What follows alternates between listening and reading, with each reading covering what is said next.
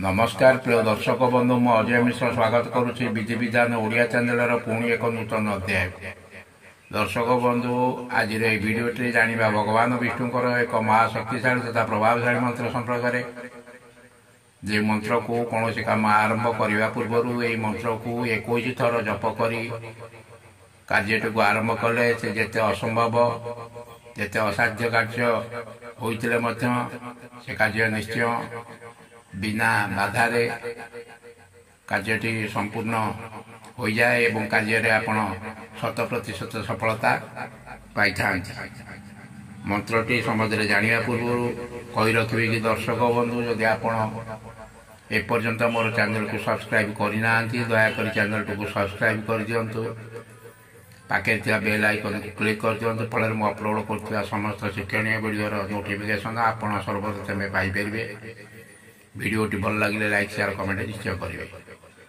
दर्शक बंधु यही मंत्र सुदर्शन चक्र मंत्र यही मंत्र एक विशेष प्रभावशाली मंत्र एवं शक्तिशाली मंत्र भगवान विष्णुकर प्रमुख आयुध हूँ सुदर्शन चक्र।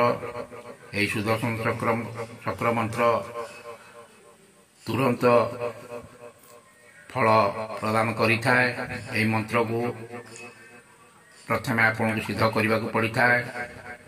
दृढ़ निष्ठा एवं भक्ति सह आपण जेकोसी राति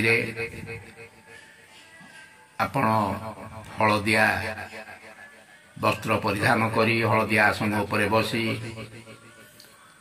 भगवान विष्णु को हलदिया फूल अर्पण करी तापर तुलसी माला द्वारा यही मंत्र को 11 माला क्रमागत भावे जप कले मंत्र सिद्ध होता है। मंत्र जप कर समय भगवान विष्णु को फोटो सम्मुखें धूप एवं दीप जलाई रखिए।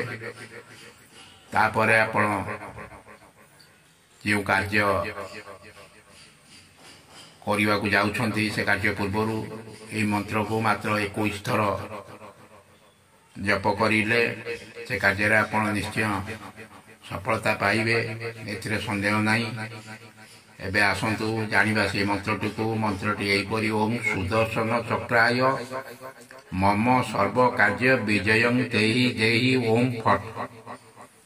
आउतरे आसंतु मंत्रटी कहि दउछि ओम सुदर्शन चक्राय मम सर्व कार्य विजयं देहि देहि ओम फट।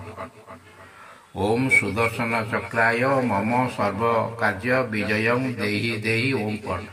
आशा करुच्ची वीडियोटी आपको निश्चय भल लगी। जदि वीडियोटी आपको भल लगी था तेरे वीडियोटी को निश्चय गोटे लाइक करेंगे। रोचे धन्यवाद। नमस्कार।